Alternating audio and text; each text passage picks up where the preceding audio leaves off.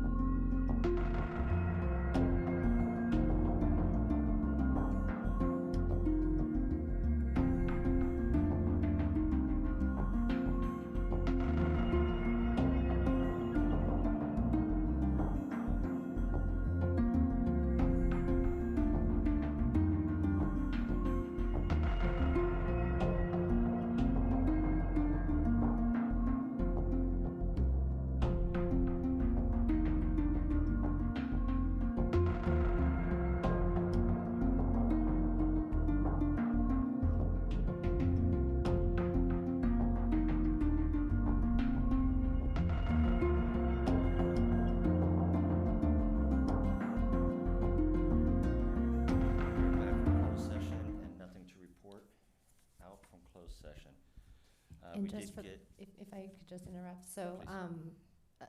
just for the record, Reed Smith's attorneys, Harvey Lederman and May Tak Chan, have recused ourselves from closed session, item 1A. and we did receive word on the ceremonial item that the recipient can't make it to the January meeting, so we will move that to the February meeting. Now to actually be able to read, put these on. That brings us, I believe, to the consent calendar. Is there any item on the consent calendar that any board or staff member would like to pull? And is there any item on the consent calendar that any board or staff member would like to comment on?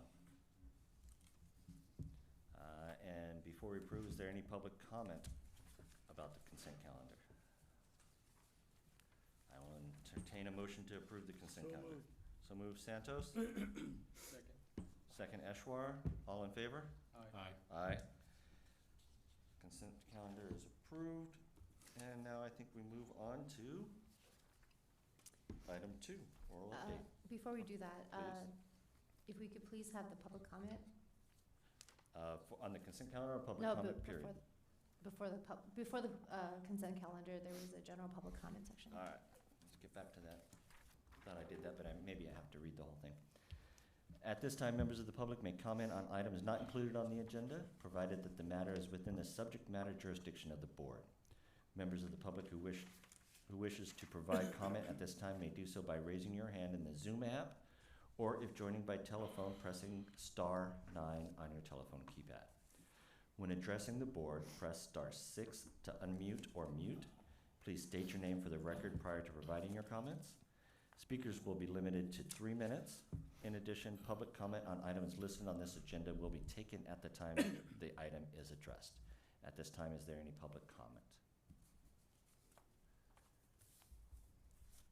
Okay, and hearing none, we'll move on to Prabhu. All right, thank you, Mr. Chairman. Good morning, trustees. Happy New Year. I do have some performance estimates from Laura. This is as of a couple of days ago. The police and fire plan fiscal year to date was up 3.96%, and the healthcare trust was up 3.88%. With that, I want to introduce, we do have a special guest today, and it's a bit unfortunate that a couple of our trustees are missing, but it's hard to time these things with everyone's busy schedules. But I would like to invite Professor Myron Scholes up to speak to the board, and he will be making a presentation on risk and actually on the markets in general. And I'm going to read out his, please sir, I'm going to read out his bio. It's a really long bio, so I'm just going to keep it short. This gets long. And so that you can hear him speak and not me. Professor Scholes is the Frank E. Buck Professor of Finance Emeritus at the Stanford Graduate School of Business. He was awarded the Nobel Prize in Economics in 1997 for his new method of determining the value of derivatives. And I'm sure everyone here knows the Black-Scholes option pricing model. There are very few, of course, the Nobel Prize in Economics is awarded every year, but just a handful of them have relevance to what we do. And, obviously Markowitz, Sharp, Fama, and Professor Scholes have had a huge impact on the way we manage portfolios. It's extremely relevant, especially Professor Scholes, his expertise is also, on tail risk hedging. He'll talk about that, and risk management. And you've often heard former Chair Lanza speak about why we can take a lot of risk. And Professor Scholes will talk about the downside risks. And, it does have an impact on our sponsor. So that's something to keep in mind. Professor Scholes was also a managing director at Solomon Brothers. And he was previously a professor of finance at MIT Sloan School of Management and at the University of Chicago. With that, I'm going to turn it over to him. He does have a presentation. We have a hard copy. We couldn't post it in time, so we have a hard copy of the presentation. If you don't have a hard copy, I think there are copies up front. But I believe that it will be shared on screen as well. And we will be driving it if you want to let us know. Just go like that. Okay, left Yeah. hand is move forward, right hand is back. Okay. All right, and Professor Scholz has been very gracious with his time. We've known each other for a few years now. He's always willing to have coffee with me and to talk about the markets. So thank you for your generosity. Over to you. Thank you very much, and obviously I'd entertain questions at any time. It's supposed to be interactive, so we're supposed to be trying to learn things together, and so sometimes the questions really help me learn as well, so I appreciate them. Thank you for hosting me today, and I want to talk a little bit about the evolution of risk management, and you can move forward to the next slide. And basically, as Prabhu said, when I started off in the profession, I was lucky enough to be within the foundations of the modern era of finance, and the ideas that we had talked about early on were really a first approach to having a micro-positive view of how economics and how we should apply it to finance. And what I mean by that is that it has a theory, and the theory is just as a model of how investment management should occur and work, and from that we would have then applications of the theory. And I've been lucky in my career to start off in the late 60s in the profession and see its evolution over these many years, over 50 some years now, and see how many of these ideas actually have been adopted and used in the profession. For example, if you have a micro-positive view, that means you have a theory, and that helps inform decision-making in both corporate finance and investments. And this information is different from a macro view. The macro view is not really just thinking about how to make better business decisions, but we are really in the profession of making better investment decisions or better corporate financing or corporate investment decisions. And so I just list here the profession, which is Markowitz and portfolio theory, which showed for the first time the components of why a portfolio creates diversification. And then Bill Sharp followed on from that, talking about differential risk. And you are all using in your performance measurement things like the Sharp ratio or information ratio or beta or alphas and all this new nomenclature that was not even in the profession at all in the 70s that come into place in the 80s and 90s, etc. And then Fama and Samuelson talked about the idea of efficient markets, the idea of thinking about market prices are so crucial to everything. And if you're going to think that you have a better view of the future than the market, why do you have a better view of the future than the market? The market is an anchor. The market price is an anchor that allows you to make better decisions. If you have no market prices, it's very hard to know how to trade or what to do. If you have a market price, at least you can use that to free ride and think about what you should do. So if there's no information, buying a diversified portfolio would be fine. You know, if you have information you can do better, then it's better to use the information. But at least you have the anchor of the market prices. And then Black and Scholes and Bob Merton, who were, as you said, as Prabhu said, we were awarded the Nobel Prize in economics for thinking about option prices. And option prices are insurance, and they tell us about how to price risk. And pricing risk is different from pricing returns or thinking about what risk premium should be. It prices risk. And I'm going to talk a lot about that today because I'm excited, and I've been doing the last numbers of years about marrying together option theory and option pricing theory with the other things we learned in portfolio theory.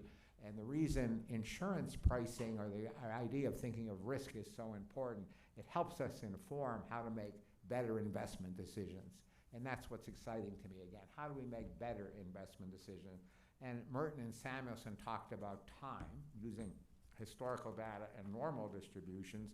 But the interesting thing is that what we have to think about is investments is really thinking about how do we think about making money in investing.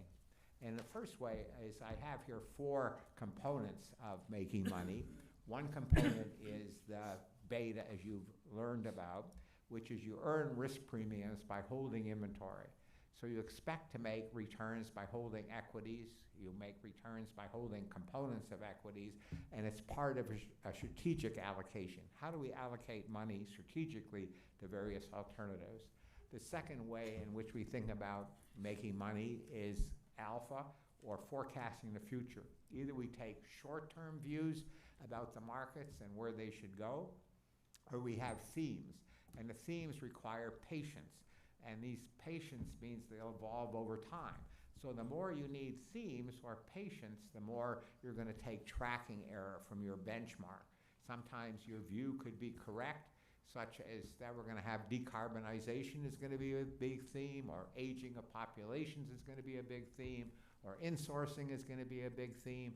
But these themes take time, or AI is a theme, and it takes time for these themes to evolve. In the meantime, they could be great deviations from your benchmark if you're investing in these themes. And so those are important questions to think about, is how much patience you have and how you can allocate money over time. But this is all part of the strategic allocation decision.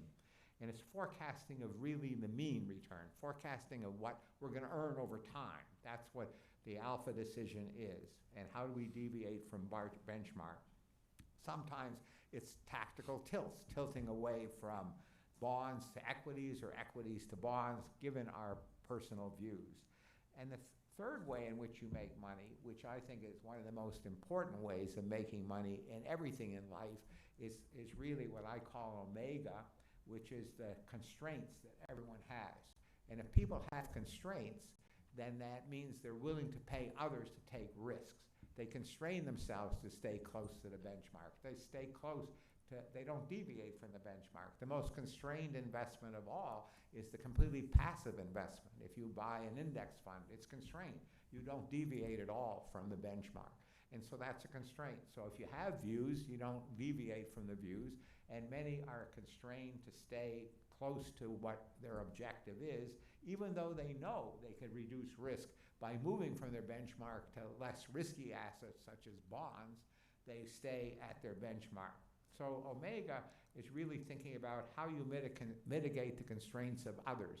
If you don't have constraints and others have constraints, they're willing to pay you to take risks, and that's very important. The reason I called it omega is as restrictions build up in the market, as frictions build up, the constraints build up, then we end up in a situations where the flow-through is less. So in Ohm's law, as you get resistance, the more resistance you get, the less you get done, and the more skewness you get in distributions. And so this is very important to try to understand the cost of constraints and how to mitigate them.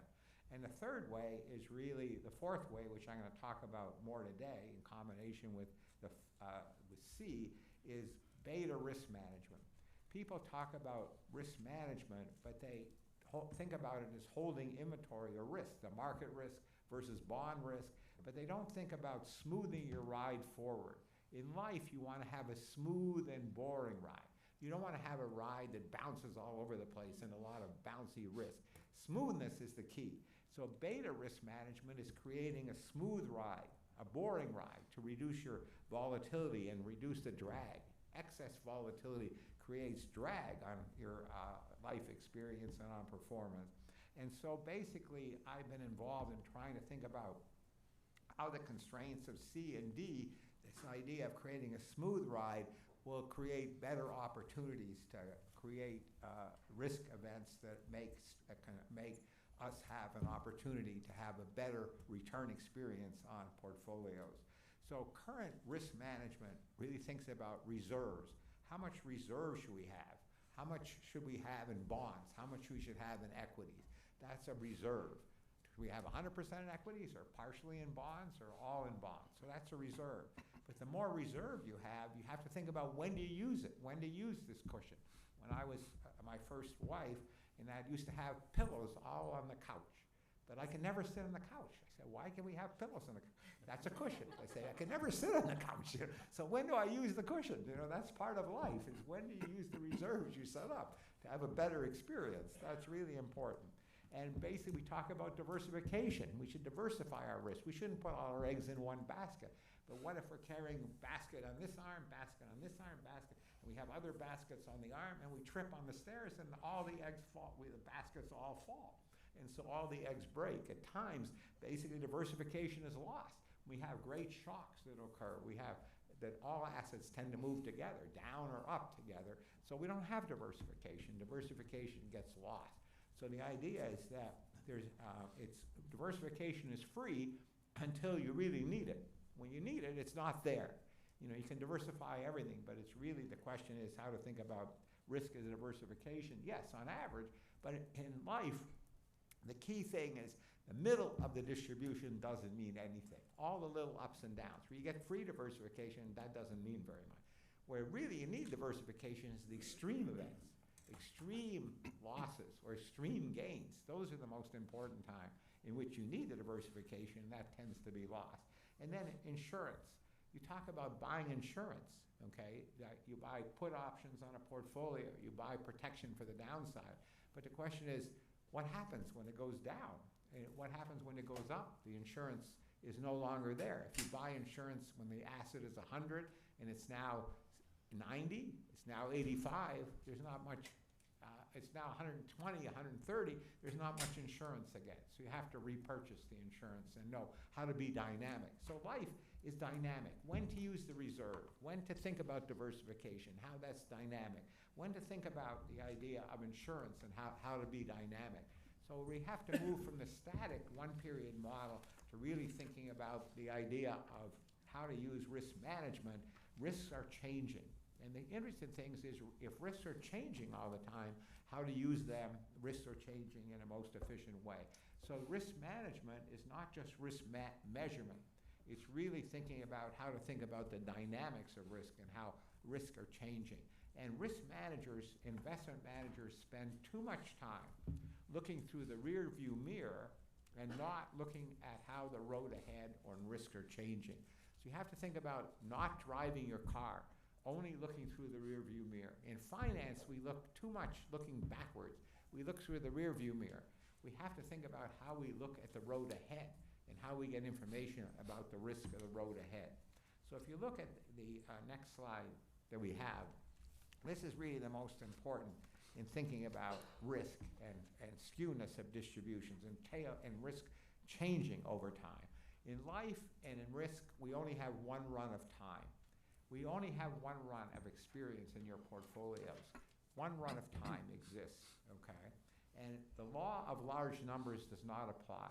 We think about repeating the game, repeating all the time. But we don't have that luxury. Risks are always changing, so we only moving forward. We don't have a repeated game. We can take samples all the time. And so we think about the importance in a liability setting where you have to have payouts for your investors or your pensioners, that basically risks are so crucial. And what happens if you end up in a situation such as the diagram below, where you only think about averages, you only think about means. So your friend who can't swim says, what can I cross the river? You say, don't worry about crossing the river. On average, this river is only 2 feet deep. And your friend is smarter than that. He says, well, what is it that risk of the river? He says, well, the standard deviation is only 1 foot. Your friend says, no. He says, what's the depth of the river right here? So that's the risk we're interested in. It's the risk of what is the risk now? And the point is, are really distributions normal? And we can think about it 1 foot or 2 feet river, and then having it be that we can think about normal variances? No, the whole key is trying to think about what is the risk now? What is the risk now? What is the tail losses now that could occur? And we could take huge losses, even though after you've experienced this 12-foot depth and your friend drowns or you save that person indirectly, then the average might go up a little bit, but that's still meaningless. What is it? And when we look about risk, we think about, are you partially along the way? Take decarbonization. We talk about the idea of global warming. We say we have 2030, we have 2050, okay? We're going to take policies that over 2030 to 2050 are going to mitigate against the tail losses that we could occur because of global warming. But what if we're on the slippery slope? What if we're already drowning now and we're going to end up down at the bottom? The cost of getting out of that is going to be so large. That's the problem. It's not the average that we should concentrate on. It's the tail risk or the loss risk. And risk really, from the above compound return experience, risk is not just experiences drawdown on the downside. It's the risk of missing the opportunities on the upside. So risk is asymmetry. It's the risk of the downside, but it's the risk of missing out on the opportunities of the upside. In life, we all have to worry about how we have a compound experience, how we have growth. What is the growth? And the growth is the average. Yes, we have the better the average, the better the risk premium, the better the reward, the better our experience is going to be. But it's also mitigated by expense of the variance of returns. The more volatility we have, the more drag we're going to have, because the compound return is always less than the average return by drag. You know, the more, if you think about driving home, today I came in from my home near Stanford University, and the road was clear, so it was a smooth experience, okay? And I had, Sujan was with me, so we can go in even in the high-speed lane, so it's very smooth ride. So that was a wonderful, no volatility, right? But, so I got here early, and I was able to go to Starbucks.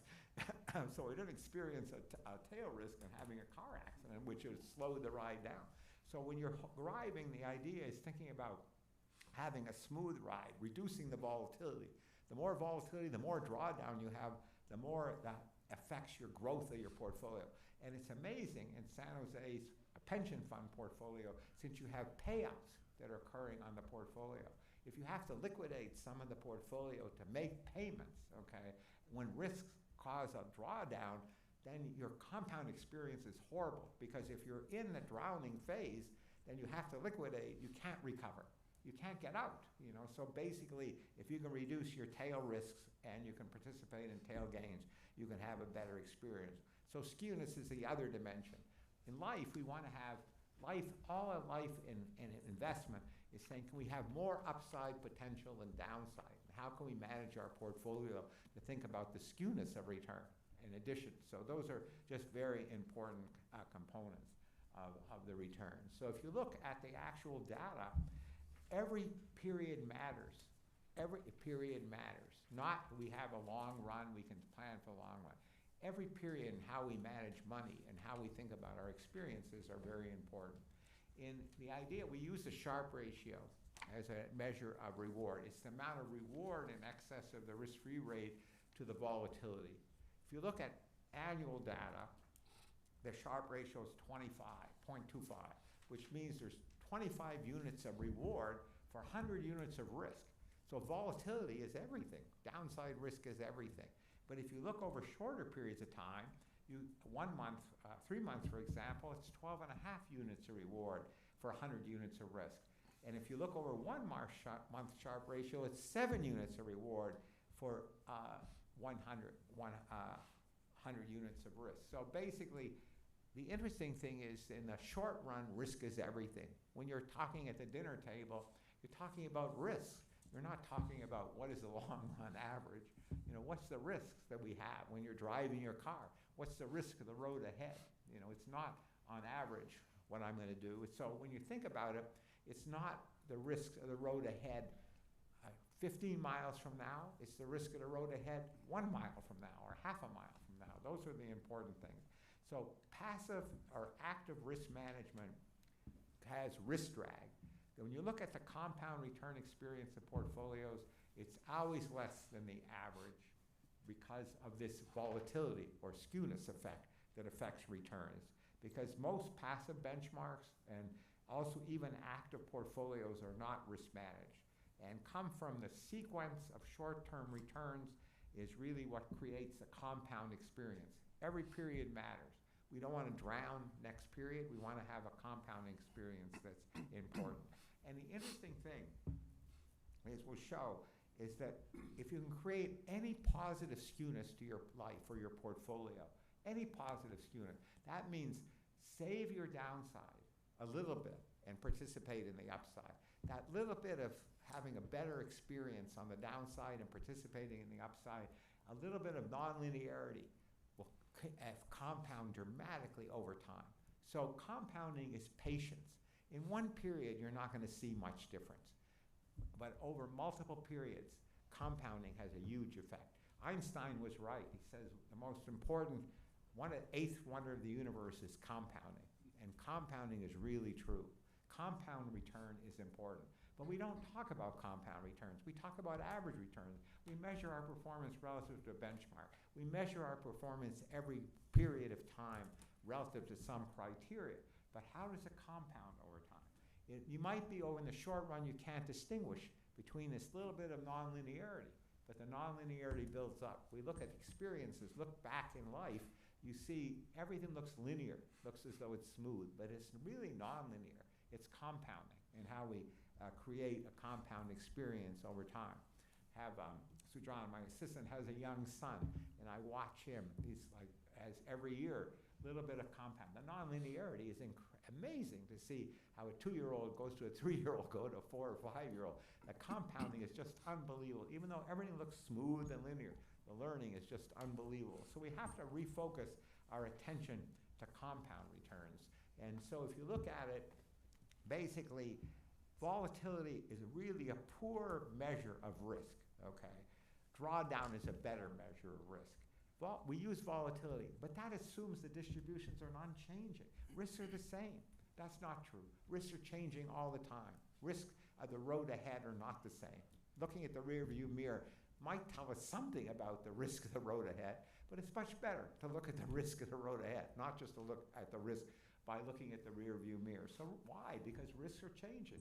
Every time, risk is always changing. And we know from the macro policies, we know from the idea of demographics, we know from scarcity, we know from technology, risks are always changing. And so that's why you have volatility really is not as important as drawdown, is a better measure of risk for the downside. And it should be thinking about limiting our bad risks. That's what we should be thinking about. But it's also participating in gains, the right tail experience. Good risk. Good risk is the upside. Bad risk is the downside. Volatility has both components to it. I can have a lot of volatility, but if I told you there's huge volatility, so I don't want it. But I tell you, most of it is upside volatility. Now, then you want it, right? But if I tell you have huge volatility and it's mostly downside, what do you tell me? I don't want it. I want upside volatility. I want upside experience. So volatility can be high, but it's only upside. Volatility can be high, it's only downside, or mostly weighted to that. So that's very important. And the interesting thing is that the option market is the signals of the crowdsourced information about the risk of the road ahead. When I drive now, I use Google Maps or I use Waze. It tells me about what the risk of the road ahead. That's all cross-sectional signals out there, all cross-sectional signals. I look at the rear view mirror to worry about cars going to hit me from behind, but when I think about traffic and I think about how do I get a better experience, it's the cross-sectional signals that exist about the risk of the road ahead. Professor, I believe Trustee Minnan has a question. Okay, Go ahead, sir. if you don't mind. Oh, no, fine. So the one other thing, what you say, I appreciate, reacting to bad events, the deep drawdowns, those kinds of things.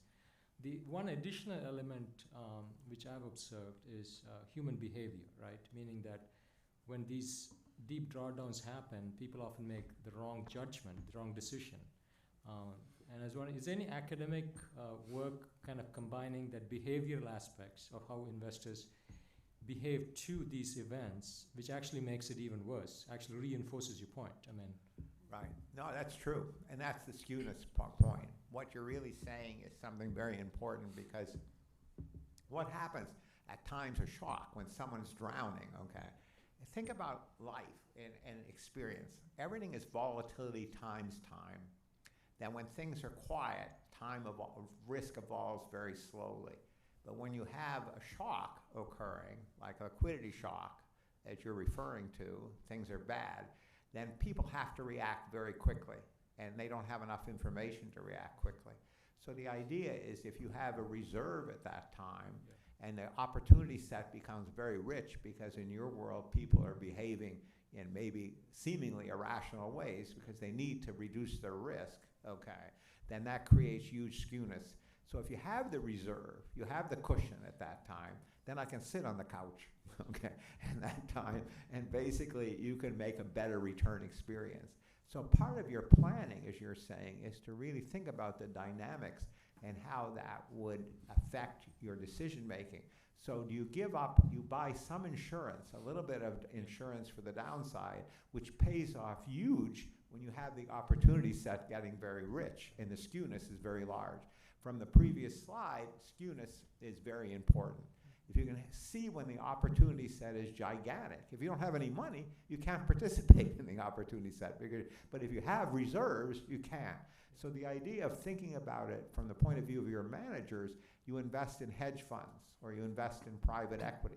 They're holding assets, right? But the main thing you're paying them for is when the opportunity set gets very large to redeploy capital. And so in your own business, if you think skewness effects are very important, then if you protect your downside, you have to then think about how do you buy more inventory. When everyone is paying you to take risk, they're constrained to reduce their risk. You want to be able to step in. And so that's the dynamics when you think the opportunity set is changing, as you're saying. Thank you. So I think the option market prices that risk. So we can go to the next slide, so this is your slide, which is basically the idea.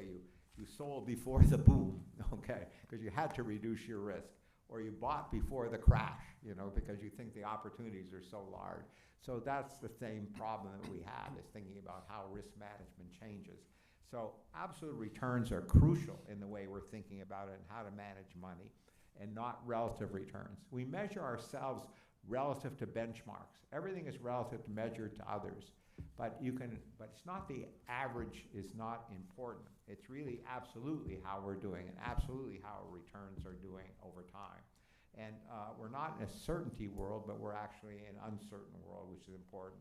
And constraints are very important. As you just mentioned, that most investors are short a put option, as I call it, on their investment. So what they're doing is they like to be invested as long as there's good times and the road is, it's not raining, you don't need to carry the umbrella. Everyone's very happy, so you don't carry the umbrella. But if it looks like it's going to rain and you go out and it doesn't rain, oh, you're very happy, okay? But people are taking it. But what if it does rain and you don't carry the umbrella? Then you get soaked, okay? And that's really the real problem about risk, is everyone doesn't like to carry the umbrella. Everyone likes to be short the option, short the put. They're short the protection. And so if you're short the protection, you're short the umbrella, you're not carrying it, then when shocks occur, huge skewness occurs, and then who supplies liquidity to the markets? Then if you have good risk management and patience over time, you can supply liquidity at that time and make a very good rate of return. So those who are not benchmark tracking or forced to be at the benchmark have the opportunity to be dynamic and be patient in your investment. And this generates a huge role for options, because in investment, we have to think about time, series data, and not giving us information. We have to also think about the idea of cross-sectional signals, how we can gain information from the markets telling us what the risks of the road ahead are, and that's from the option market. Here I show you just an illustration of a point you brought up, that at times of shock, as we had in 2008, which is the huge crisis that occurred at that time, we see that from the option markets, the expected tail losses that the option markets were saying in the blue line shot up dramatically, and then over time dissipated after we had the ending of the crisis. But it took a long time for those shocks to dissipate. If we looked at the expected tail gain to expected tail loss, as shown from the option market, the tail gain is the 10% of the best outcomes as the option market was predicting. And the tail losses are the expected 10% of the worst cases. So the more upside to downside you have, the better your experience. And here you see at the time of the 08 crisis that the downside, the market was saying downside risks were very great. This is just another application of exactly what you were saying previously. People were forced to liquidate. They're forced to get out of their portfolios. You can't tell your family, I'm in the equity market, and the market is tanking, and basically you say, oh, don't worry about it, we're there for 25 years, it'll all come back. Yeah, it'll all come back, but you could be broke, you could be drowning by the time it comes back. So you're forced to liquidate, and that's a much different experience than what is going on. So if you look at the next slide, we say diversification. And we know that from the option market tells us that really, that sometimes the volatility, the risks are changing dramatically in the market. And we can look at the market and show us that. I'll show you that in a moment. Correlations among stocks and bonds are always changing. They're not constant, they're changing all the time. And really we have to think about risk of the downside is important. And efficient market prices, there are so many variables to look at. When you think about a stock, you think about looking at the cash flows in a stock. You think about the discount rates in a stock. You think about how to think about what the firm is going to do in its policies. These are very tough to think about, how to think about risk and how to value the stock. But when you think about options, it's only risk of insurance is when the market, when the risk of downside is increasing, the price of insurance is going up. The price of put options goes up. When the price of the upside is good, you know, the price of call options go up because it gives you the opportunity to participate. So that's one of the beauties of options. It's only risk, and people price risk much easier than they actually price the expected returns on stock and asset. And that's important. If you look at the next slide, just an illustration, you see there that the volatility of the market is not constant. Even though people measure it on average from the past data, it's changing all the time. And there, you see even recently in 2020, we had a huge increase in risk around COVID when the economy was shut down. And then we also see implied correlations change dramatically as the option market looks at. So today you have the market tends to be more of a market of stocks and not a stock market because there's very low correlation among asset prices. There's the 7 top stocks that we know, which tend to be driving things, but a lot of the other parts, our dispersion is quite kind of large. And if you ask yourself about forecasting risk, and what we show in these graphs, I'm not going to spend that much time on them, but basically you can use historical data to estimate volatility, or you can use the information in the option market to forecast volatility. And what this shows, if you want to forecast volatility of the road ahead, use the signals. Don't use historical data.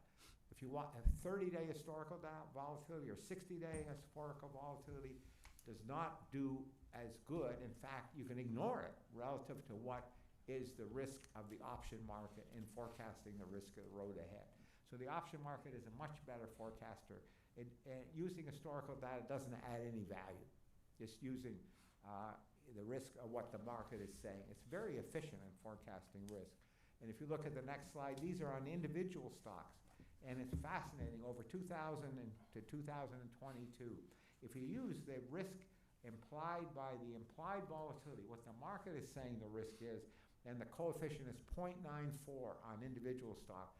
A coefficient of 1 means that using it as a perfect forecast. But if you use historical and implied together, the historical has no value. It's only 0.04. And the same thing is true if you use 60-day volatility, 60-day historical volatility versus 60-day forward volatility. Using forward volatility is a much better predictor. I'm saying that, in fact, you don't need to use historical volatility at all. So why not? If you think about driving your car, would you like to know about the cross-sectional signals about the risk of the road ahead, or just use your rear view mirror? You know, on average, sure, you're going to be fine, but you're going to have a crash, okay? It's not going to tell you the information. So we have to think about incorporating historical risk moving forward. And if we think about risk, we think about 60-40 portfolio, the idea of a 60-40 portfolio. A 60-40 portfolio is really the idea of a risk-managed portfolio. It's creating a cushion. The 40% is a cushion. It costs you, if you invest 40% in bonds, 40% of bonds means that in excess return, stocks have about a 5% expected return over bonds. Then basically that means 40% of 5% is 2%. That's exactly what the cost of buying a 30% down protection is, which is what the extreme losses are on a 60-40 strategy. I was shocked actually to see how close It was buying put protection and rolling put protection gave you about the same experience on the downside and the same cost as buying a 60-40 portfolio. So buying put protection or buying protection, insurance is a risk management strategy. All risk management strategies are forms of insurance and buying protection. And if we look at the next slide, we think that cost of protection is high. Cost of protection is high from some of these data. So naive strategies, just buying protection, are expensive. Can you look at the risks of the option market and have more dynamic strategies? The answer is yes. You do much better by creating convexity in your returns by using the information about the risk of the road ahead. And here, the last slide before I talk about the forecast of the future is that if you look at compounding over time, I have here the idea of having a 70-30 static portfolio, which people use as their benchmark, 70% in equities, 30% in bonds, passively, a balanced strategy, versus a hedge solution where you create an ability to reduce your risk if the market risks are telling you the risk of the road ahead is high, and increasing your risk if you tell you the risk of the road is low. And you see there, one-year returns, you're not going to see much difference in returns. Yes, a little bit different in returns. These are the distributions of outcomes. But then if you look at 3 years, that's the compounding effect. You have, if you go one time on the highway home, then it's much different from going multiple times and seeing how your experience compounds over time by using signals correctly to manage your risks. And over time, the distributions move. As convexity occurs, move right to the right. So basically, those are very important themes. Important themes I want to talk about today is risk or changing. How do we incorporate risk into investment management and changing risk to make a better decision? How do we think about tail risk, not just volatility? How do we think about improving our experience by improving our skewness of our returns and adding to returns and our compound returns by managing risk and managing skewness, knowing when the liquidity costs are highest and when to add to returns? That's how we can really improve returns. It's very hard to add returns by trying to forecast means only. It's really thinking about risk. Risks are easier to forecast than returns, and we have to think about how we manage risk to get better experiences over time. So that is really the message that I wanted to lay out today for you, is risk management is not just risk measurement. Risk management is really not just measuring risk under standard statistics. It's really thinking about how we can add to returns by managing risk dynamically and managing the portfolio to have a better experience, and buying protection and thinking about when to use our protection, when to use the cushions, when to use our experiences to have a better experience moving forward. So before I talk about the themes of the road ahead, is there any questions on this component of the? Yes. Thank you. We're in charge of managing a defined benefit pension plan. In that context, what constraints are we facing that prevent us from being able to maximize return and reduce risk on the downside that other investors are not facing? Well, I think the issue is that you have pension beneficiaries and you have to have expenditures to meet their requirements and their needs. And so basically that's a constraint that you have, because even if you thought the portfolio, you have to decide what types of risk management policies to entertain or so that you can meet those obligations.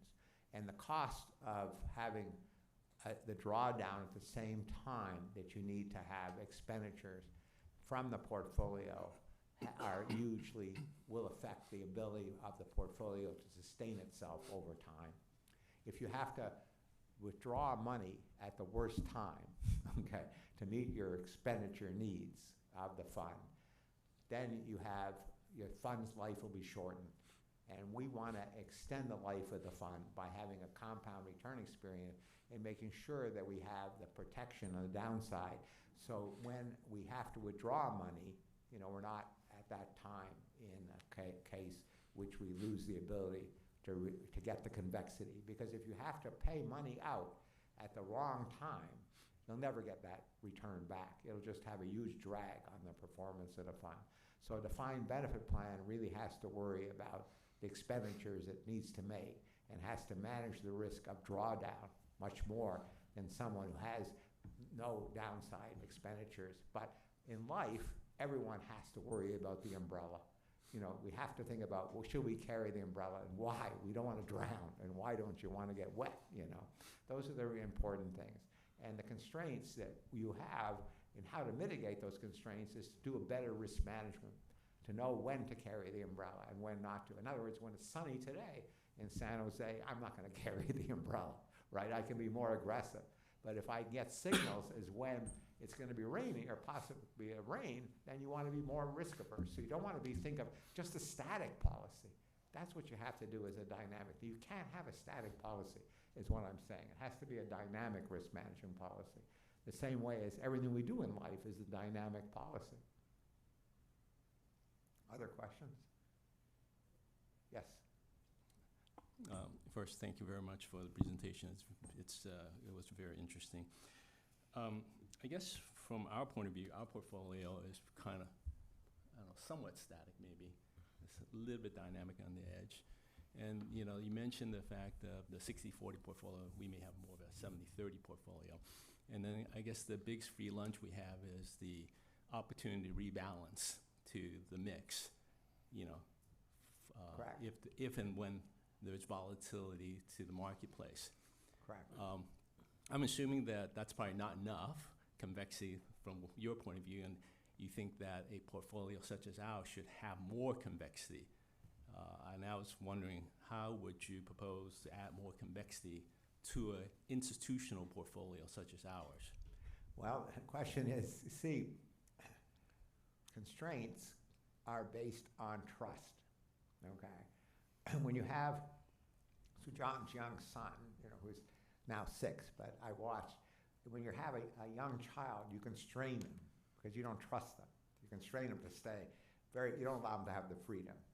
I have very old daughters who I love dramatically, but now I have to trust them, so I don't constrain them at all, okay?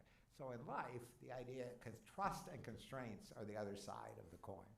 And so if you have an investment portfolio and you have a management team, then the question is, the management team is worried that you're not trusting them, and then the board is worrying that I don't trust the manager. So as a result of that, you create constraints. And the idea of, if you have, and everyone, and when my kids were growing up, they said, Dad, you know, why are you constraining me to be home at 10 o'clock? You know, I'm a good person. Let me come to 12 o'clock. I'm fine. You know, don't constrain me. Trust me. No, come home at 10. You know? So basically, that's the problem, is that when you have constraints, you're going to give up on the convexity.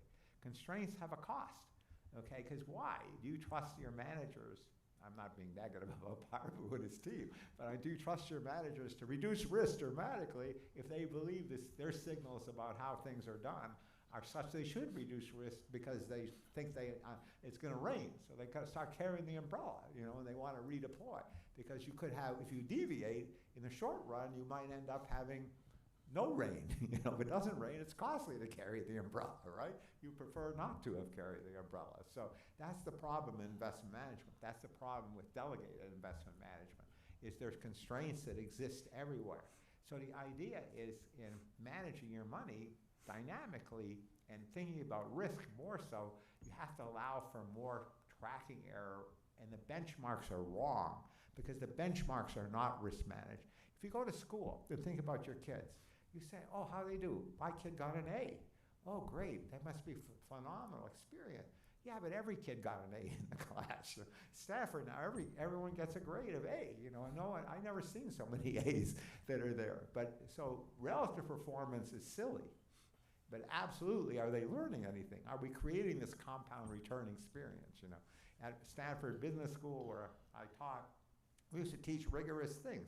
Now that rigor has gone way down because you don't want any of the students to get a bad grade and fail the course, so you reduce the rigor. So on average, everyone gets a better experience, but relative to the benchmark. But the benchmark is lousy.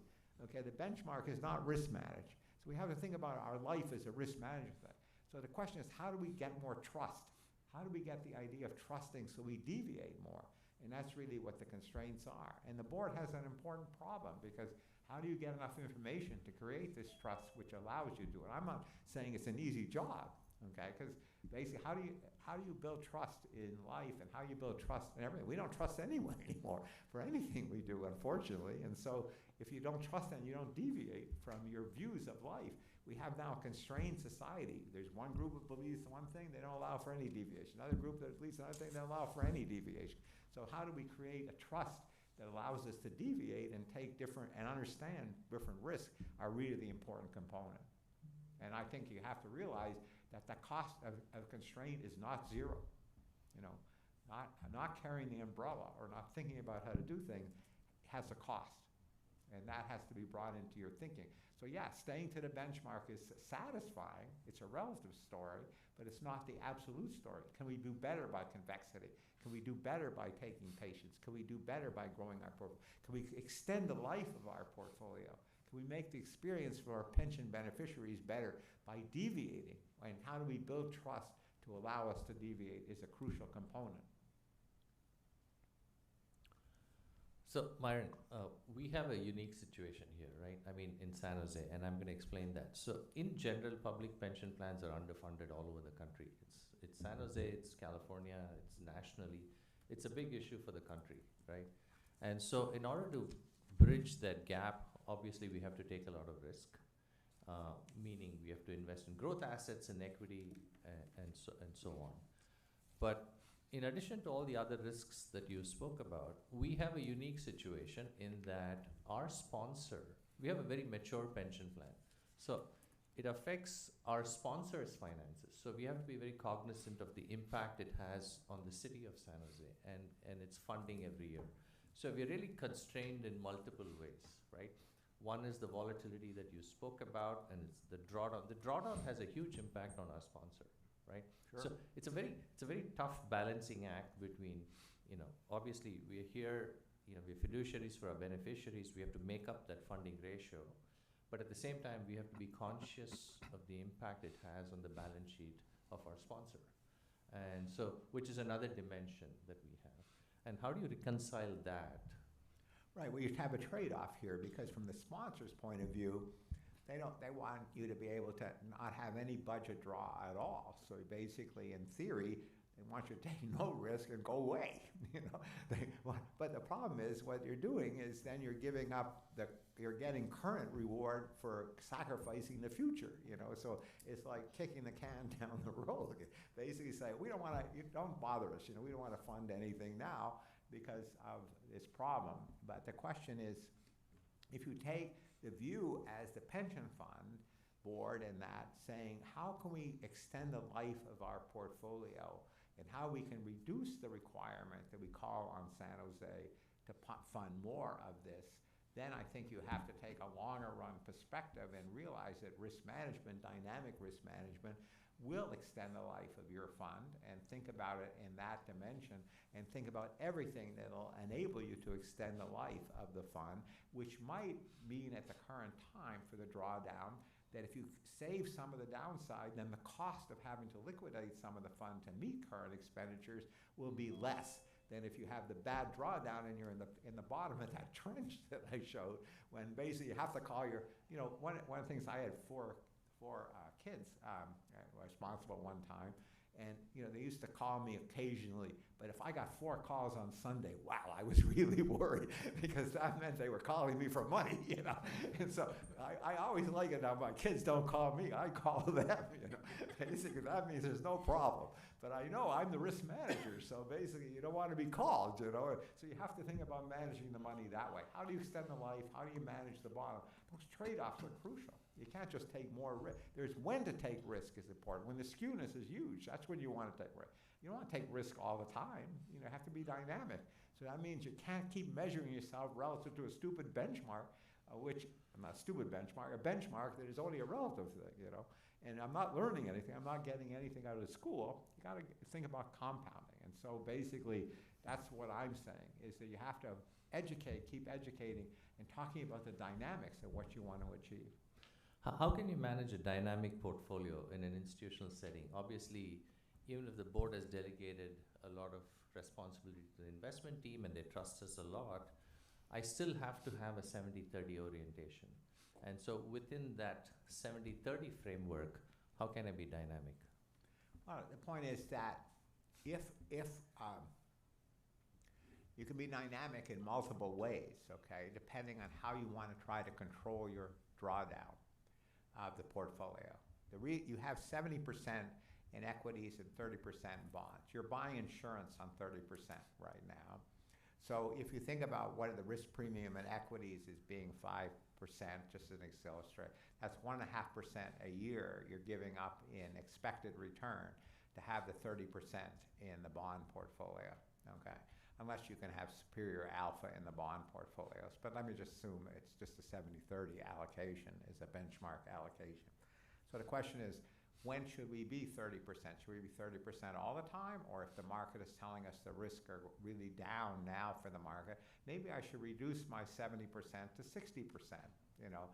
Or maybe it's the case that there's sunny outside and the market is telling me there's no risk of the road ahead. It's not, I don't carry the umbrella, I go to 80%.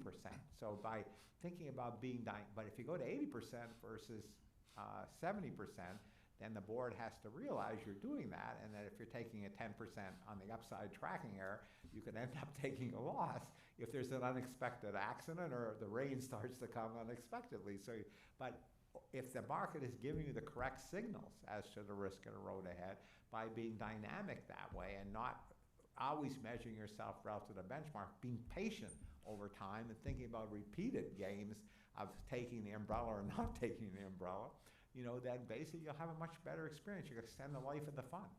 So basically, it's what I say is the beauty of the option market. It's telling us about short-term risk. It's giving us, but if people are ignoring it. Why? Because they're stuck at a 70-30. They want to be measured relative to 70-30. And so they know they should be reducing their risk, but they're not. You know, they say, oh, it's not going to rain or whatever, you know. So I'm saying we have to think about life in a dynamic setting and a sequence of short-term events that we can look at. And so if we can use this information of the risk of the road ahead, let's use it. We have to start using cross-sectional signals of risk and not spending so much time just on returns and what returns are going to be. Averages, we have to think about risk as well. So that can be done. Yeah. So 70-30 is the sort of the fixed benchmark. The 30 is not bonds, by the way. It's other low beta assets. Bonds are a small part of it. So what you're saying is the betas out of it, essentially. Yeah. So what you're saying is hold the 70-30 but be dynamic using an options framework.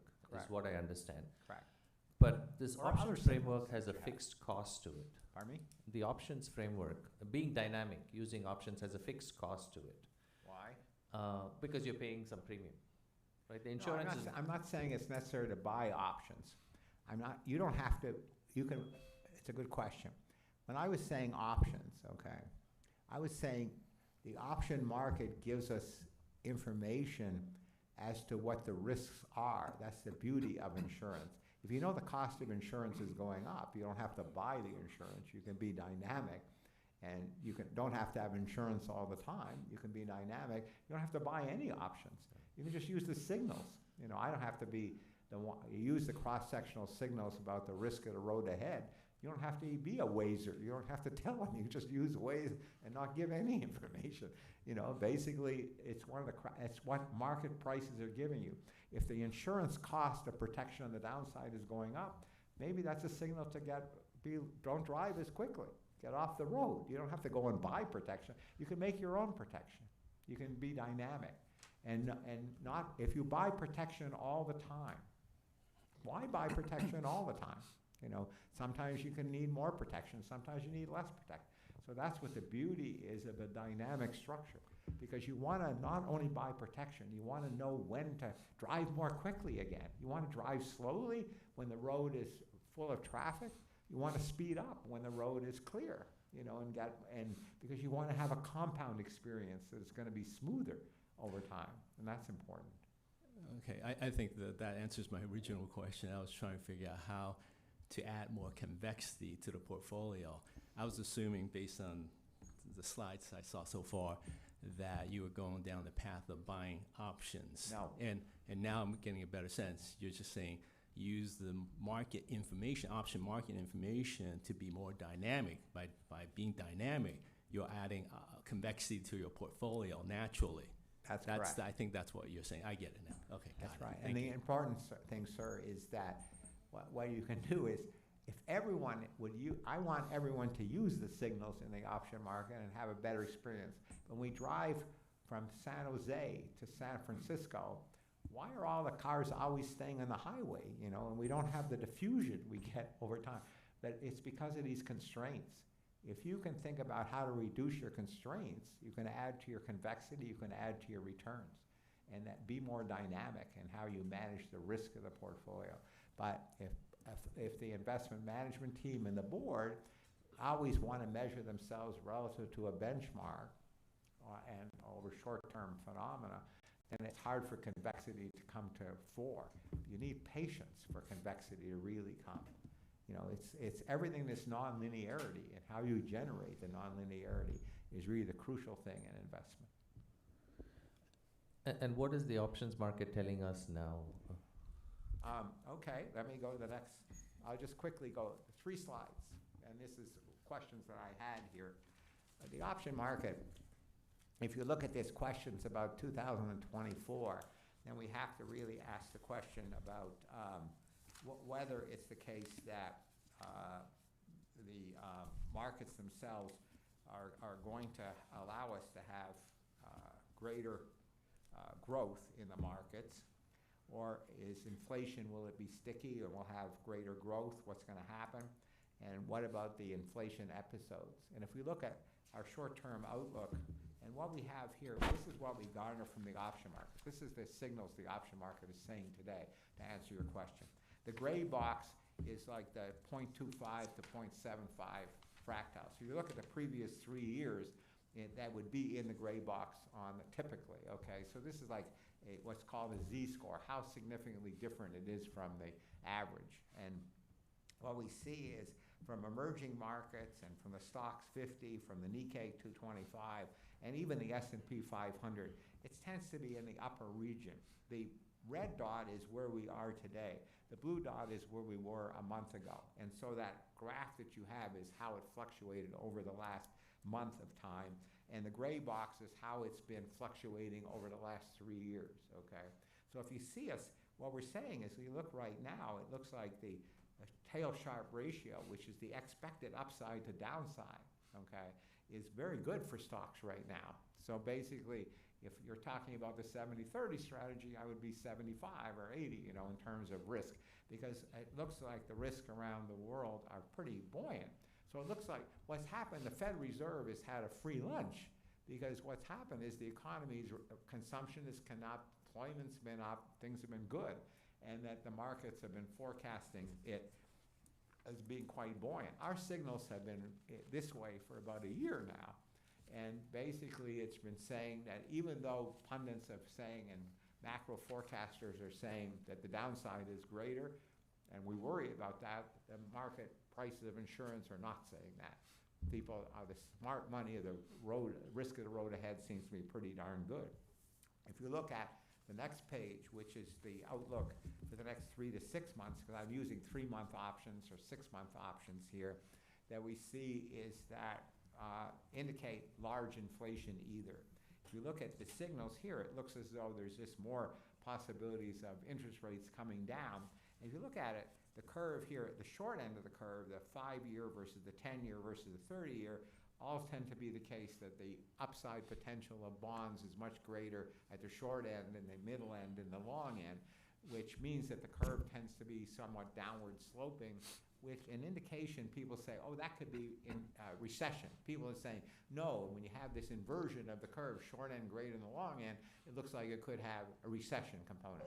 But no, we are saying, no, the opposite could also occur, that the economy could be buoyant, which it is, and that basically with the economy being buoyant and inflation coming down, that basically it could be the case that the interest rates would tend to fall as well at the short end. And that's what the signals tend to be indicating. So given the economy is very strong, it's our feeling that the Fed doesn't have to be as fast in reducing rates because there's not a recession. And so they'll try to control inflation, try to make sure inflation is killed, not make the mistakes as we did in 1997, 1980, when Volcker came in and Burns said, okay, inflation's been killed. They reduced rates dramatically, reduced the real rate dramatically, and basically inflation took off again. We could have the double dip in inflation. My view is, and our signal view is that basically it's going to be hard with all our policies to get inflation back so low. If we're going to have insourcing, we're going to have wars, we're going to have debt overhang, we're going to have aging population, we're going to have redistribution. All that is not costless, to have. So basically, we're going to have to pay for that. And basically, that means that inflation might not come back to zero again. It might be above 2, but it's not going to, or we could get resurgence in inflation. But right now, the signals are pretty, in both United States and Europe, that things are pretty under control. And if we look at the next slide, which is the real rates, okay, we know the 3 components that we look at are growth, which is the economics as shown by the equity markets or the global equity markets, which are buoyant still, pretty buoyant, okay, in terms of growth prospect, pretty benign. The upside potential is much greater than downside. In terms of inflation, looks as though the markets are saying the rates are controlled and the inflation is controlled at the current moment, and we're in the Goldilocks scenario. If you look at the real rate world, okay, which is oil's real, silver, gold, other things, tips, etc., it tends there to say that the real economy, which is the real rate, is most likely to come down more so than go up. Because real assets are commodities and assets that depend on the real rate. If the real rate comes down, basically these asset prices go up. And so what we'll see is, right, based on commodity options, precious metal, do not really indicate large risk of real rate pressures. This is where we are for the next 3 to 6 months. I don't know what the signals are afterwards, because the efficiency of the option market signals are very good at the 3-month range and not good if you go to a year or 2 years. Who knows what's forecasting 2 years out? But when you think about insurance prices, forecasting what risks are in the short term are very valuable, and other signals maybe for longer term risk. So our signals are saying at the current time, things could change dramatically if you get new wars or new things that are going to occur, unanticipated things, they're going to occur. But right now, things are pretty benign. The growth is still there. Inflation seems to be controlled and coming down. It's less than 2% now if you think about it, and maybe it'll fall further. And also the real economy, real rates seem to be under control. But that's what the signals are saying at the current moment. Question? Yeah. I just may want to better understand this. What is your definition of tail Sharpe ratio? How do you measure that? How do you calculate that? Is it just the skewness of the vol market in the different markets you're looking at? How we measure it, and I said it too quickly given I missed I it, have a sorry. time constraint, is the following. Let's say you have the whole sequence of option prices from put option at the market to out of the money, deeper out of the money, far out of the money. So we have a whole sequence of prices today. And then we have call options, a sequence of prices on call options as well. So each of those insurance costs tell you, the out of the money put options tell you what the cost to insure the tail is. The at the money is to insure the middle, and the out of the money in the call option is to insure the upside. So if you look at all these prices of options, you can take each price of an option, then you can invert that and figure out what is the probability at that out of the money probability, what is the probability that you get less out of the money, etc. for the put option, all the way up to out of the money call options to in the money call options. So you can use all these to figure out what probabilities are. And what we use is a tail loss. We say, let's compute the expected tail loss at the 10% of the worst cases. So that what's called the CVAR, if you think about conditional volatility of the 10% of the worst cases, and the CVAR is the 10% of the best cases. And we take the ratio of the 10% of the best cases, the 10% of the worst cases, because everything is tails that occur. The middle is noisy. And the tails are really what we're worried about. The unanticipated rainstorm, or the unanticipated beautiful sunshine that comes out. So what we do is compute the expected tail gain to expected tail loss as the 10% of the best cases, as the market's forecasting, to the 10% of the worst cases. Because what happens? We know at times of shock, everything becomes highly correlated. Everything moves together, and that's the key. In the middle of our lives, the middle of our experience doesn't have much effect on things. It's really the tails that have the largest effect. So we try to measure the tails. And what the market's saying could be the worst case, what the market could say could be the best case. And currently the market's saying the best case to worst case is that we're going to have still an economy that is going to be all right and growing for the next 3 to 6 months, okay? Same thing is true about inflation. Inflation ceased to be controlled and coming down. We had a Goldilocks scenario, which tends to be forecasted for the last year or so, that things are going to be benign.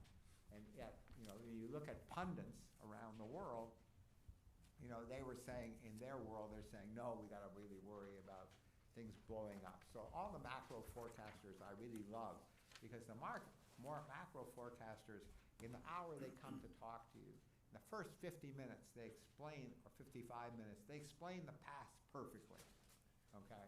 Because they show all the charts of how things are going, and they look at this, we show the past, But the problem is you can explain the past perfectly, and then they frame you to say, oh, these are experts because they explain the past perfectly. And then in the last 5 minutes of their talk, they give their forecast of the future. But one of the beauties of using market prices is that I can go global. I can use the experts who are forecasting in the equity markets. I can use the experts who are forecasting in the fixed income market. I can use the experts who are doing their forecasting in emerging markets. I can use the experts who are doing their in gold or commodities or silver or tips or that. So I go cross-sectionally. And even though someone might be an expert on a myopic piece of what's happening in the global market in the U.S., they know nothing of what's happening in gold or silver or uranium prices, and they know nothing about what's happening in emerging market. So if you take all the signals cross-sectionally from around the world, and we look at 4,000 options each day of all options around the world, and then we can look at how this all combines together to create a story about what emerging markets are doing, what equities are doing. So we have a global story. Maybe we're not as expert on one particular part, okay? But cross-sectionally, the expertise is there. You can build a wonderful story about what the risks of the markets are globally and what they're telling us. So that's why we use the tails, because the tails are the most important for everything we do. Missing the upside is bad. If people are willing to pay much more for liquidity, when is the worm turning? Are they going to continue to pay more for liquidity? You want to be cautious. And when the worm turns, when it gets to be more buoyant, you want to then increase your risk at that time. So that's when you have your cushion, you want to know when to use it. And so that's when the signals are very important. That's why the tails are important. So if I could, if I have to look at the first chart, the equity markets. Yeah. And let's look at the S&P 500. And so this is the signal over 3 years. Yes. And so over this period, it's always forecasted better upside than downside. Is that correct? In terms of the gray bars themselves, you mean? Or No, in terms of the green line, I guess, is kind of how it's trended over the last month. Yeah, the green line is trending over the last month. So the blue, last month. The blue, okay. what it was 1 month ago. Okay. And the red is what it is today. Okay. The box is the score over 3 years. Over 3 years, okay. Okay, so basically over the last month, yeah. And currently, it's more at the 0.75 fractile. So basically, it's more of the upper experience, okay? Okay. It's not, if you look at the upside, the little bar at the top, that's the occurrence, that's at the 97.5 percentile. Okay. Yeah, I was curious to see what the signal was in 2021, January 2021, for example. That's correct. In January 2021, it would be it would be in the upper region in January 2021 as well, but the upper side. So over the last year, I mean, it's fluctuated, okay, but it's been, the equity the signals have been pretty buoyant over the last year. Now, this is only over the last month. Oh, okay. 2022, I would assume. Sorry, was- 2021, sorry. My mistake. Okay, in 2020, I'd have to go back and do this. Okay, 2020, it was the case that, things were actually less buoyant, obviously. Okay. And they became more buoyant going into, starting into 2023, okay? did it come down in 2022, 22? they were less buoyant. Okay. Well, if there are no more questions, I want to thank Professor Scholz on behalf of the board. Every time I speak to him, I just feel a little wiser and I learn something new. Thank you for your time and your generosity. Well, my pleasure. I know your problem is not easy, but it has solutions. The point is, it's not, want to tell you, you go to the doctor, you say, well, you got 6 months to live. No, I'm telling you as a doctor, you can take medicine that I give you and that you'll be better off by doing it. And the board will know if, Pam, if you need to put up a little money in the short term, don't worry about it. You'll get convexity and basically you'll have less that you'll have to worry about later. But see, you have a constraint too, because you don't know how your life is on the board. So you don't want to be voted off, you see. So you don't want to have to raise money. So patience is an interesting problem in all our lives, right? Thank you, Dr. Scholz. This is a very timely presentation too, because we will usually talk about asset allocation around this time of the year. So it looks like the options market is saying maybe take a little bit more risk. Correct. So we will have those interesting discussions internally. Thank you. Thank you, everyone. Thank you, Professor. I think you gave our Thank you. investment committee a lot to think about. So glad you were here, Ashwar. We have no old business, so move on to new business. And it looks like the oral update by CEO Roberto. Are you online?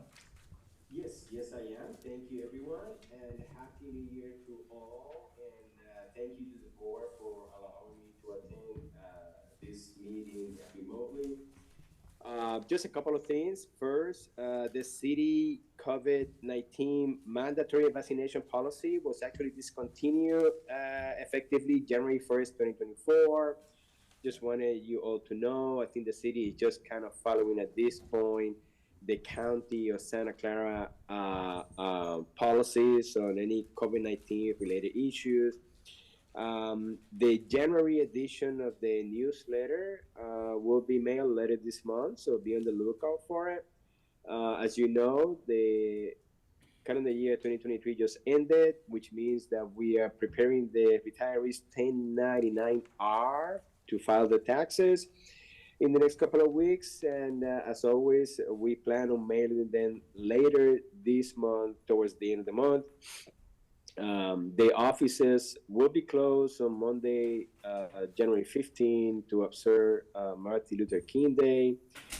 And GPP, which is the guarantee purchasing power at 75% purchasing power from the retirement date, for 2023 will be calculated and paid to those members that are entitled to it in their paychecks of February.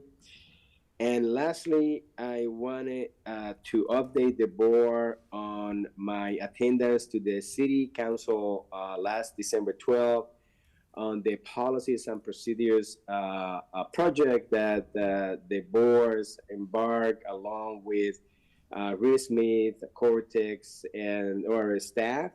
I think all things considered, the meeting went relatively well. I think we prepared a status memo for the City Council.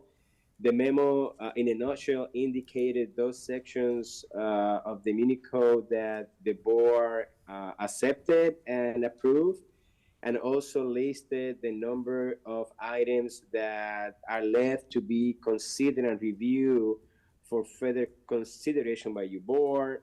I'm sure Councilmember Foley, again, Happy New Year, Councilmember Foley, will have comments to update you on that issue as well, but I wanted to share the council was a big concern about the long list of items that were still left to be reviewed by the boards. They were also concerned about whether the fact that those items are left to be reviewed, whether that meant that we were considering either relaxing or limiting any kind of controls.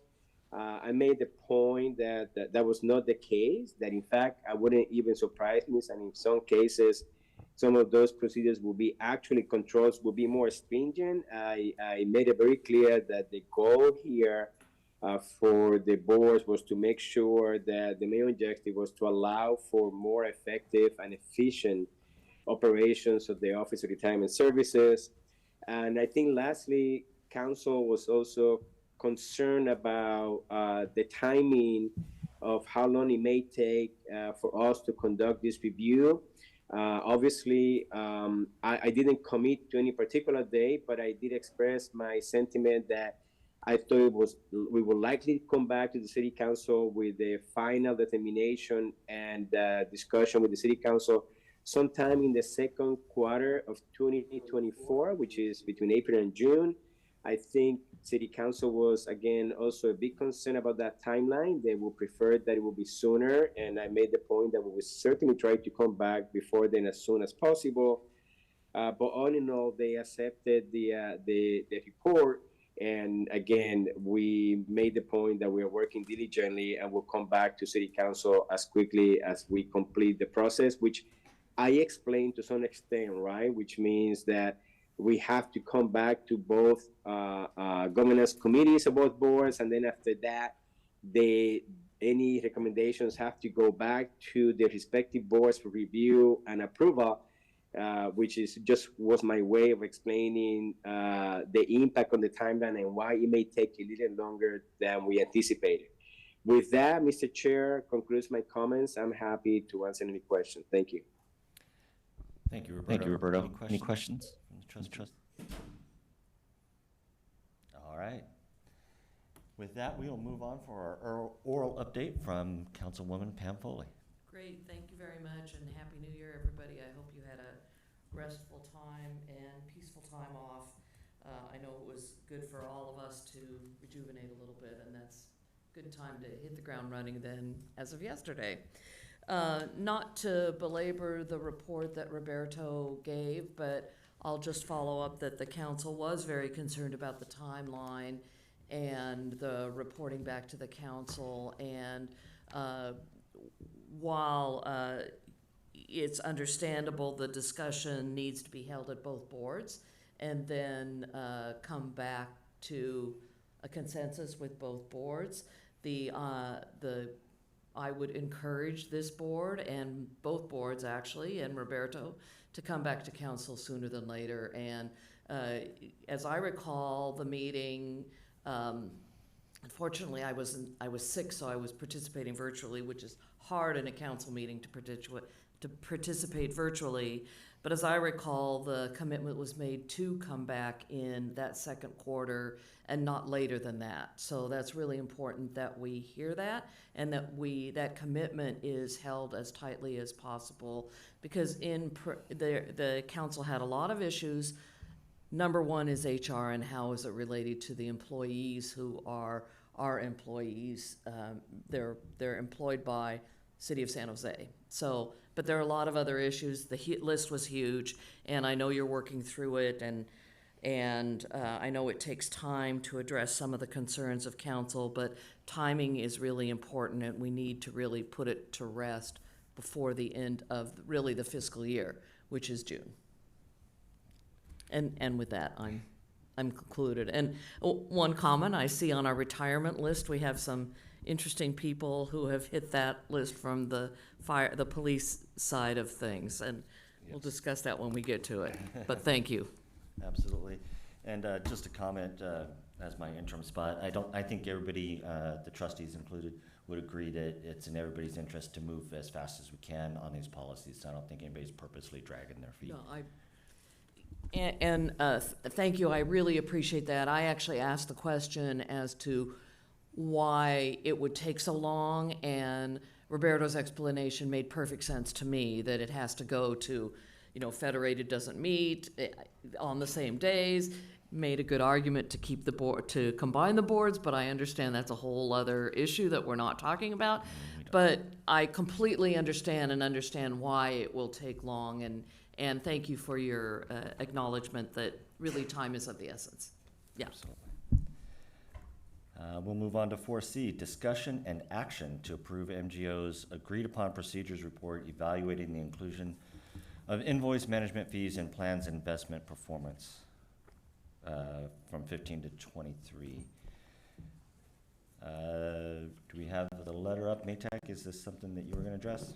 No, this is actually something for Benji and MGO to address. Are we regarding the agreed upon procedures Here we report? Is Craig online? I'm here at first. Oh, there you are. Thank you. Chair, Roberto is online, and at the meeting with you is Craig Harner, who is the partner in terms of Messias Genie, not only of the regular financial audit, but also on the agree upon procedures work related to this particular job. So I'll turn it over to him to provide a summary of the report. And of course, I'm in attendance. So is Jay from the investment section, and Benji as accounting manager is in attendance remotely as well. So Craig, Happy New Year and welcome to the meeting. Thank you. All right, thank you, Roberto. Happy New Year to you as well, and members of or trustees of the Police and Fire Board as well. As Roberto said, my name is Craig Harner. I'm a partner with MGO. I oversee the audit at our services of the financial statement audit. And during the course of that management, Roberto and Benji actually engaged us to perform what we call an agreed upon procedures engagement. So agreed upon procedures, it's not an audit. We don't provide any assurance or any opinion on anything. What we do, though, is assist management to evaluate some sort of subject matter. In this case being what would the investment performance fees had been had they included these missing investment management fees from certain investment managers. So what we did is we obtained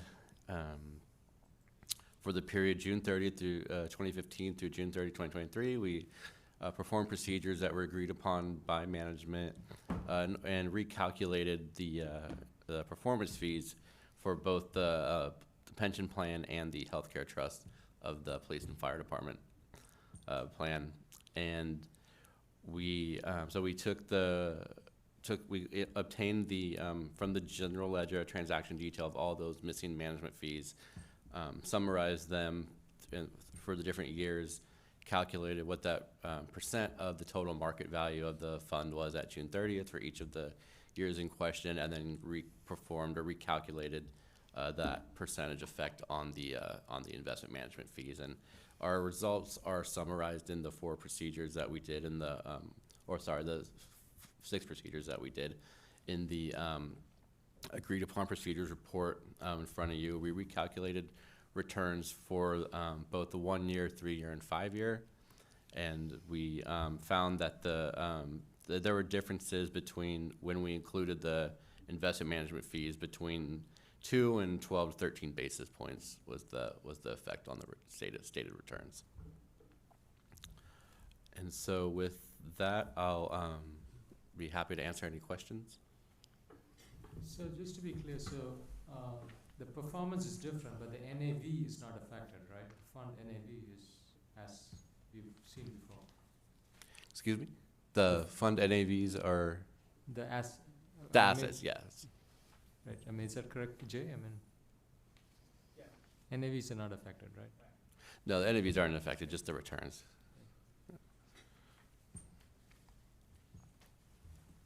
Any questions from the other trustees or council? Okay, I believe we'll entertain a motion to receive and accept MGO's proposal. Motion by Santos. Second. Second by Eshwar. All those in favor? Aye. Aye. So moved. And with that, thank you. And we move on to 4D. Discussion and action on the approval of the Police and Fire Department's Retirement Act for fiscal year 22-23. So for this one, if I may, Mr. Chair. Please. So the ACFR was previously presented to the board at our November and December meetings, but had not incorporated MGO's work on the separate accounts, recording of the fees that we just heard from Mr. Craig Harner, and which we have just approved. And so the version of the ACFR that is included with the agenda materials does include that information regarding the separate account recording of those fees, and accurately states the fund's performances. And so in this ACFR, you will find the MGO's letter regarding the agreed upon procedures that he had just presented and that the board has just approved, as well as a footnote, a disclosure that explains that ORS incorporated MGO's agreed upon procedures work with regard to recording the separate account fees in its total investment return percentages as stated throughout the ACFR. Thank you for that explanation. Are there any questions in regard to the revised ACFR with the amendments added? With that, I will accept a motion to receive and accept the revised. So move Santos, second by Eshwar. All those in favor? Aye. Aye. All right, I think that takes care of it. Thank you, Craig, I appreciate it. Yep, thank you. And now we move on to 4E, discussion and action to amend the Disability Committee Charter. So I'm back with the revised changes to the Disability Committee charters at the direction of the board. At our last board meeting, it was requested that we would change the charter to allow for any combination of members for the to chair the committee charter. I'm sorry, to any combination of members to form a quorum to hold a meeting for the Disability Committee due to complications and difficulties in getting quorums to hold those meetings. Now, the board has also discussed the current backlog that we have in disability applications, and therefore the board took the decision to change that requirement, which before required one public member and one member of the plan to form the quorum and take action. And so that we have now removed that requirement from the charter. If you can look at the red lines, that reflects those changes. Thank you. Any questions on the proposed changes? No, I want to say thanks. Yeah, I would agree with that, Dick. I will entertain a motion to approve the changes. So move Dick. Second? Second Eshwar. Seems to be a theme. All those in favor? Aye.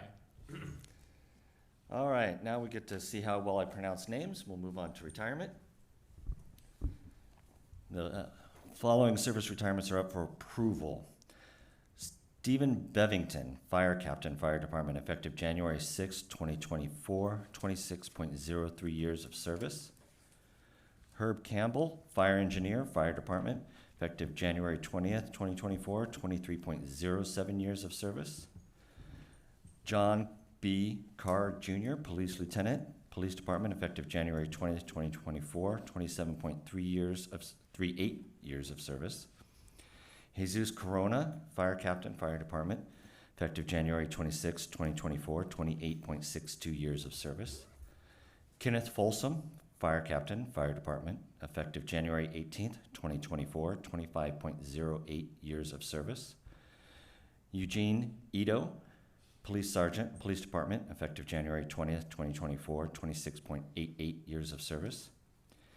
Steve Jeffrey, Police Sergeant, Police Department, effective January 12th, 2024, 25.21 years of service. Fernando Jimenez, Firefighter, Fire Department, effective January 7th, 2024, 25.08 years of service. Jerry Kepler, otherwise known as Betty, Police Officer, Police Department, effective January 20th, 2024, 26.33 years of service.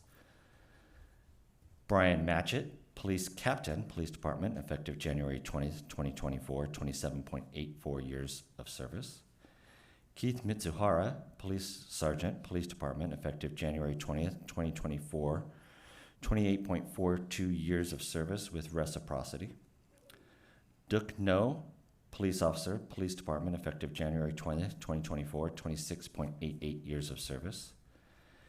Stephen Nguyen, Fire Engineer, Fire Department, effective January 18th, 2024, 23.61 years of service.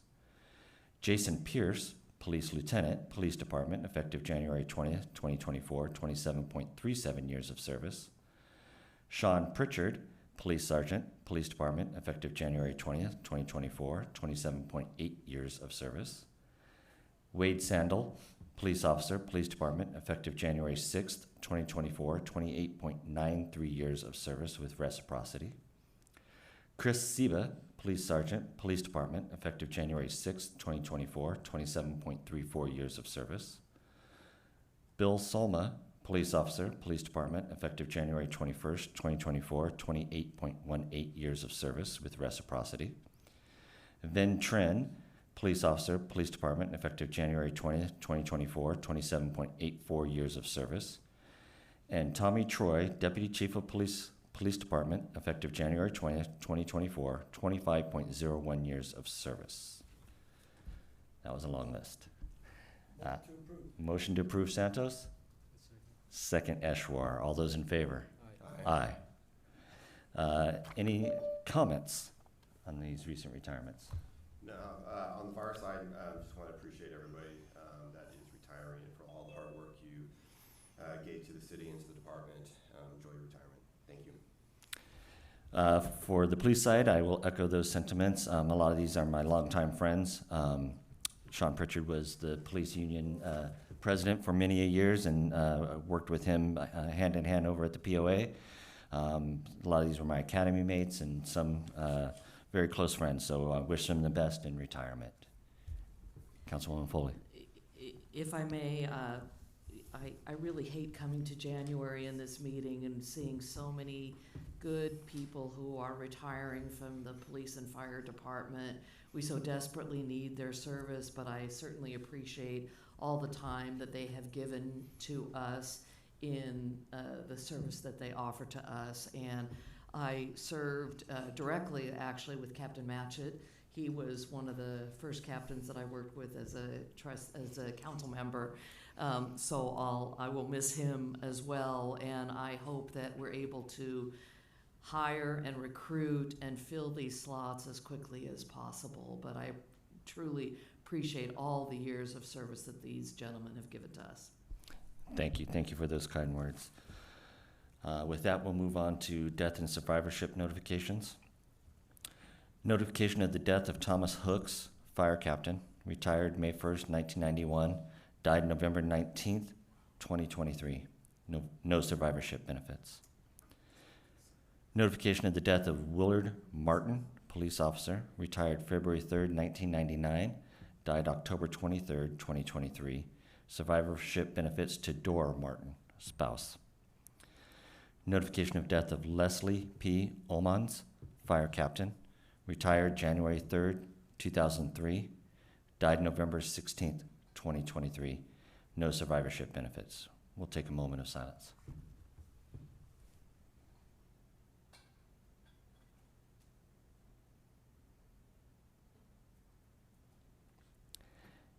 Thank you, and if anybody would like to comment.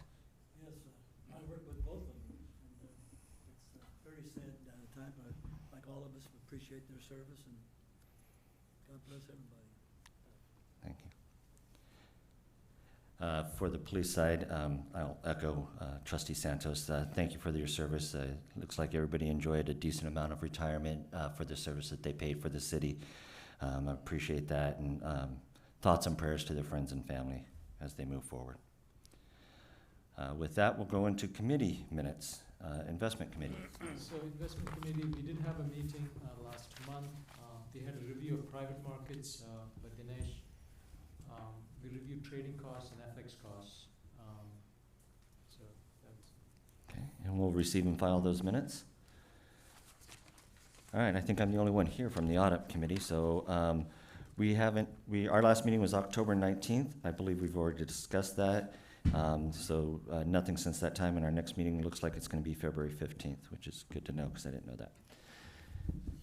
that. Governance committee, I believe that's just you. I'm on there, it speaks for itself. We'll see you on the 29th. All right. Back to you, Dick, for the disability committee. Well, thank the board. If I may, sorry, for the governance committee, I did want to note that the governance committee will be taking up the contracting and procurement policy issues at that meeting, and it will be a joint meeting with the federated board. Thank you for that. The disability committee, thank you for the measure today to give us an opportunity to continue. And we'll be meeting on January the 8th. Of course, it's at 10 o'clock at the retirement building. And thanks to Dave for chiming in and doing a great job. Thank you. Thank you. I'll see you on Monday. Joint Personnel Committee, Eshwar. Right, and so we did have a meeting, two issues. One, we talked about resolving differences between the boards, so we continue to make progress on that. The second is the hiring of the CEO, Andrew represents the ad hoc committee. Yeah, we had an RFP open for hire a CEO vendor to do the search. That closed. We are now working on a contract with that vendor. Once we have that finalized, we will reconvene sometime probably in January with JPC meeting to kick everything off the process. Okay, and that next meeting is, looks like Tuesday? It's not scheduled yet, but it'll probably be sometime in January. Okay. And looks like we'll receive and file those minutes. With that, if anybody doesn't have anything, any public comment? I think, Harvey, this is your last meeting, correct? This is my last meeting. I think that needs to with be you acknowledged as in your and of counsel, itself. and I just wanted to say how much I've been honored in the last dozen years to work with this group and be part of the dedication that you have to the membership. The professionalism of this board is remarkable and is superior to so many other boards around the state. And one of the things that's characterized this board in my experience is that through difficult times as well as good times, the level of respect and courtesy that you've shown to each other is quite remarkable. And that's allowed you, in my view, to accomplish things that other boards struggle with. You've always managed to think highly of each other and to participate together as a collective team. And I hope I've been able to help promote that with you. So I think you're in great hands going forward. I've assured Maytag that I will not disappear to some island in Greece, although that sounds pretty good after the weather we've had this time. But anyway, just wanted to thank all of you for your courtesies and friendship. And I will be available to Maytag as a resource. And I wish you all the best going forward. So thank you very much for the opportunity. I'm only senior to David on the board, so we're both very junior, but I would like to thank you for your guidance and leadership in the short time I've been here. It has helped me a lot and helped my learning curve moving forward. And I would like to invite the other trustees and Roberto to chime in as we wish Harvey a farewell into great retirement. Yeah, Mr. Chair, I was here when we made the change to Harvey's company and so on. I really appreciate it allowed me the phone calls I had to make after hours, things that was on my mind that we wanted clarification. That means a lot. And your advice always was good, and the education, and especially when it comes to those big legal issues and challenges that we had here in the last couple of years. They were really big, and it would cost some of our retirees and present-day members a lot of money and different things but we needed that leadership at the time. It came through, so thank you. And I look forward to seeing you again. You betcha. Thank you, Dick. So I've been here 5 years, and I know whenever there's anything challenging, pick up the phone, talk to Harvey, and he's just been great in terms of advice, suggestions, and it's not just on the legal things, even in terms of investments and stuff. I think you ask the right questions and allow us to focus on the right issues in terms of our fiduciary responsibility. So thank you very much. Thank you. And I don't want to repeat, what everybody else is saying, but I mean, your leadership, your counsel, the mentorship has been invaluable to this board. We've gone through some difficult, situations where, we had to overcome with memberships, and you've always been right there, just leading us and providing the right guidance. And you're gonna be sorely missed. And I appreciate, everything you've done, and enjoy your retirement. Thank you. Yeah, ditto for me as well. Thank you for all your help and service. Only other thing I'd like to add is there's actually a lot of life after retirement. So hope you're looking forward to it and carving out your time to all your hobbies and activities going forward. Yeah, I'm banking on the risk management conversation we had in retirement. That's Oh, all you to try know, to avoid, that could be very avoid downside risk. That could be very helpful. Smooth and boring ride. Councilwoman Foley? It's been a real honor and pleasure to serve with you in the last 5 years that I've been here. And I appreciate that you're always looking out for the fiduciary responsibility of the retirement boards, but you truly keep the sponsor in perspective too and remind us of who the sponsor is and why that relationship is really important. I appreciate while you're not offering me counsel, we do have conversations on occasion, and I truly appreciate that. And ditto for retirement. My husband retired last year, and he's excited about it, and I wish you the best, and maybe you'll end up in that Greek island. That would be great. Thanks, man. Mr. Chair? Yes, go ahead, If I Roberto. can say a few words, Harvey, I apologize. He's out of order. I'm there this morning to say goodbye to you. It's been more than 21 years that one way or another we have worked together with different boards. And in fact, I don't think many of you know that one of the main reasons I joined San Jose was because Harvey actually reached out to me and told me this job was open, and if I was interested in applying for it, which obviously I did. I ended up being selected. I'm very thankful for that. So it's been a real pleasure, Harvey. It's been really not just a pleasure, but an honor working with you and the boards and the members over the last 21 years in my different jobs. And I just want to tell you thank you and wish you nothing but the best and a very, very, very healthy, long and happy retirement. And I hope you know, I know you do, these are public meetings. You're always welcome to attend, whether it's remotely or in person. So thank you very much. Thank you, Roberto. Back at you. Thanks. Anybody else like to add anything to Harvey's accolades over the years?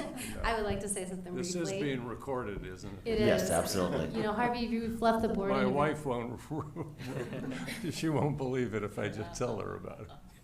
Well, Wendy, if you're out there, I'm just kidding. But in all seriousness, you really have helped bring this board together in a very collegial manner. Everyone, I would credit a lot of the culture that this board has to your great leadership, and I would really look forward to working with you when you're behind the scenes, and we can have phone calls together, and you won't be gone. Thank you all. All right. Mr. Chair, not related to Harvey, I think, you know, we already said goodbye to Harvey, but I don't know if I missed it. I'm trying to keep track of the meeting.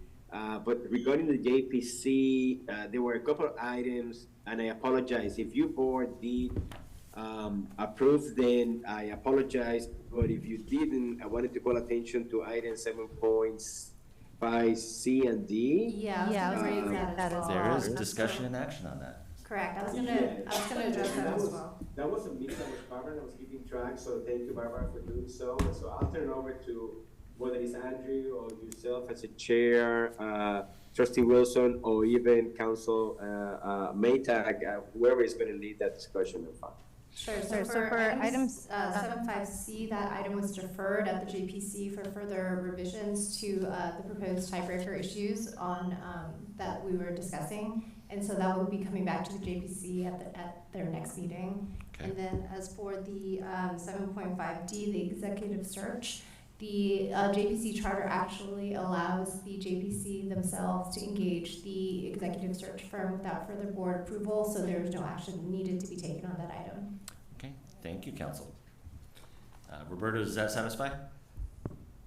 Yes, I am, as soon as you are. Well, I don't want to adjourn without approval, you know. No. I think Maytag provided a good summary. Thank you, Maytag.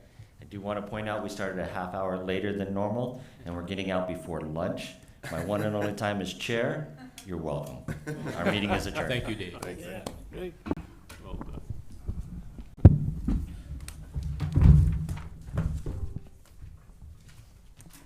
Recording stopped.